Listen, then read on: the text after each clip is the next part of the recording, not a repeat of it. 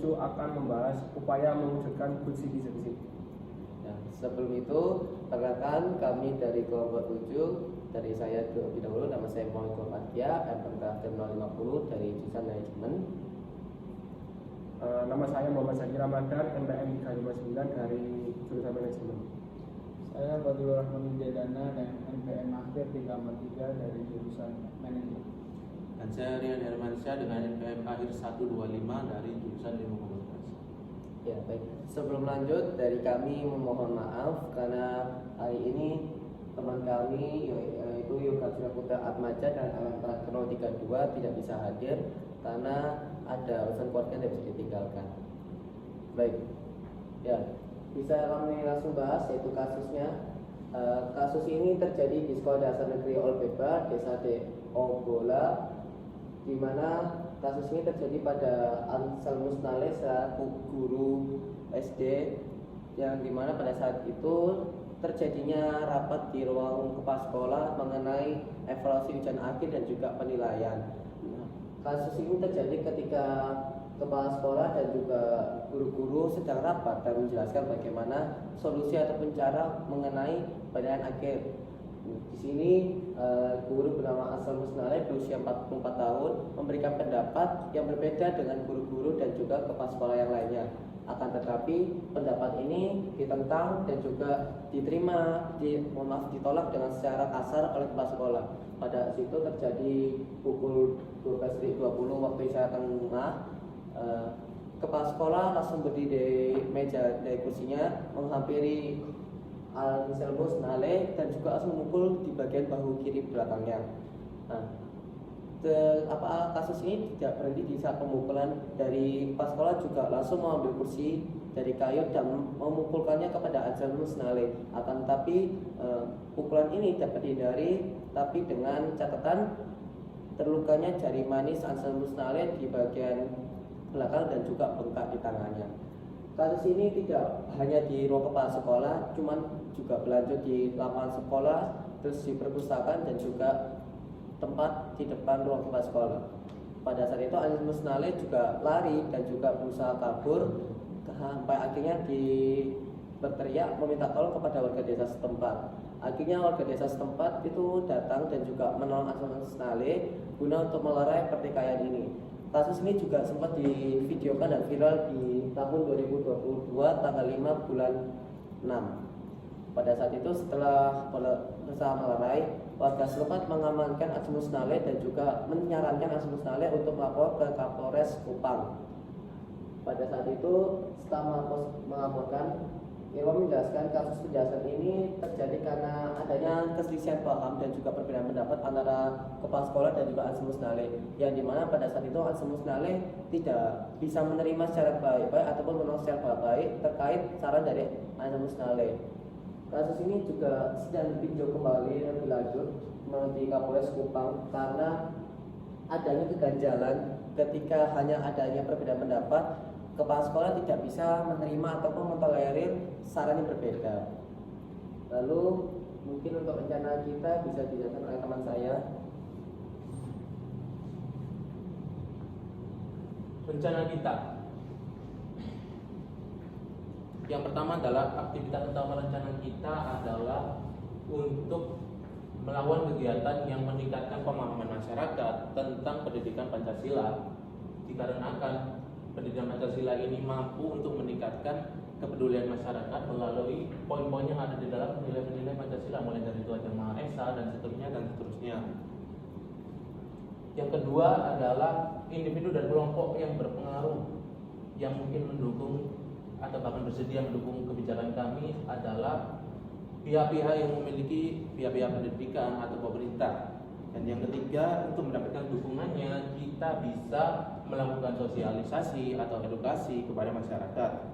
Keempat, individu yang mungkin memiliki kemungkinan untuk menentang kami, contohnya bisa saja adalah para guru dan sekolahan yang kontra terhadap apa kasus yang kita bahas ini. Contohnya adalah guru di sekolah ini dan guru-guru yang lainnya yang tidak terima tersebut. Yang kelima adalah kita bisa mendapatkan dukungan ini melalui para polisi atau para pejabat atau bahkan orang-orang yang memiliki kepentingan dan bersedia membantu dengan sukarela. Yang keenam,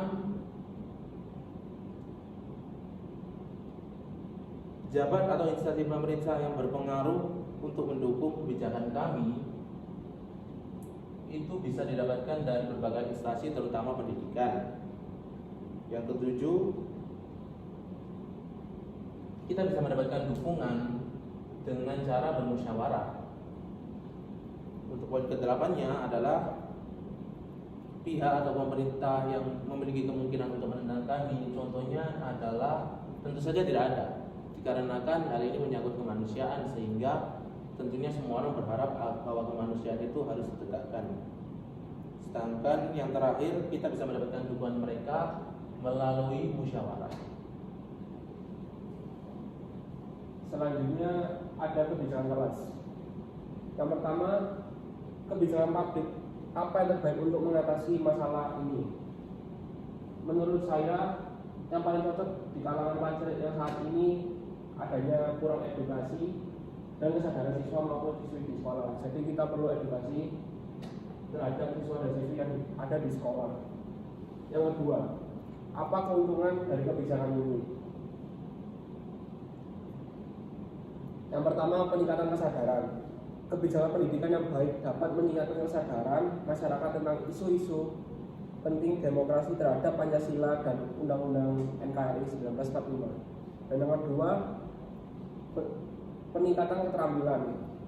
Kebijakan pendidikan yang efektif dapat memberikan pelatihan dan pendidikan yang diperlukan untuk meningkatkan keterampilan dan daya saing individu terhadap pentingnya demokrasi yang sesuai dengan Pancasila dan Undang-Undang NKRI 1945. Kemudian kelemahan dari kebijakan ini adalah yang pertama, implementasi yang tidak konsisten. Meskipun kebijakan pendidikan yang baik dapat dirancang, implementasinya mungkin tidak selalu sesuai dengan rencana. Hal ini bisa disebabkan oleh kurangnya sumber daya manusia. Yang kedua, tidak meratanya akses.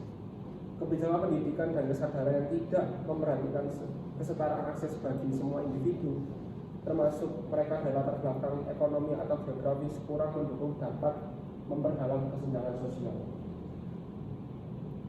Kemudian, jelaskan mengapa tingkat pemerintahan ini bertanggung jawab.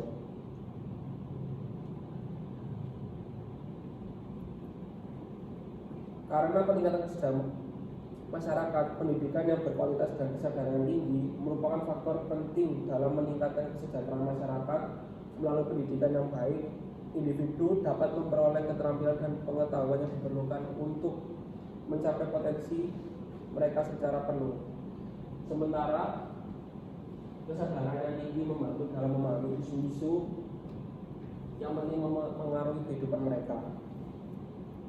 Kemudian yang kelima, kebijakan yang diajukan bersifat gagasan atau tugas.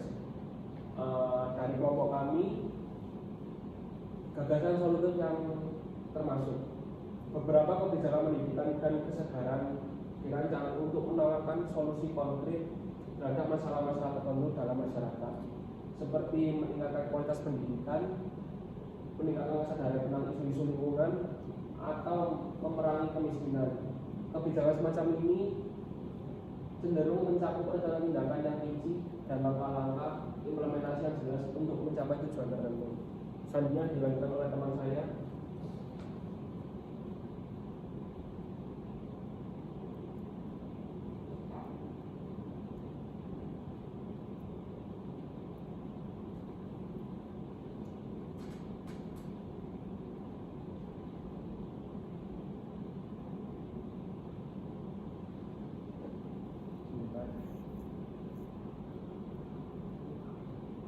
Baik, di sini saya akan menjelaskan tentang alternatif.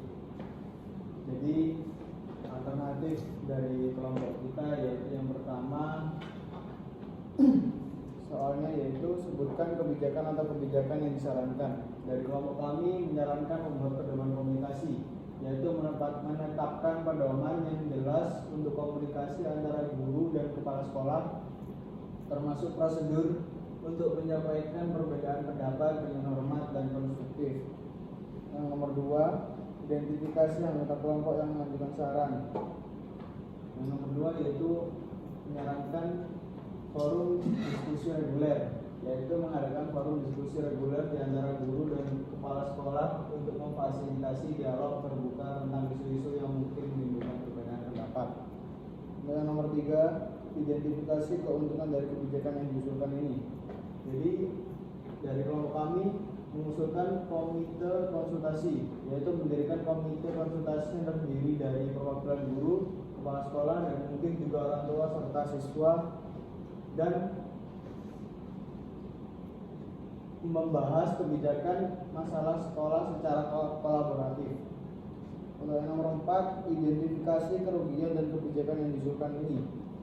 Untuk yang nomor 4, kita dari kelompok kami mengajukan pelatihan manajemen konflik, yaitu menyediakan pelatihan tentang manajemen konflik bagi guru dan kepala sekolah untuk membantu mereka mengatasi perbedaan pendapat secara konstruktif dan menghindari konflik yang merugikan.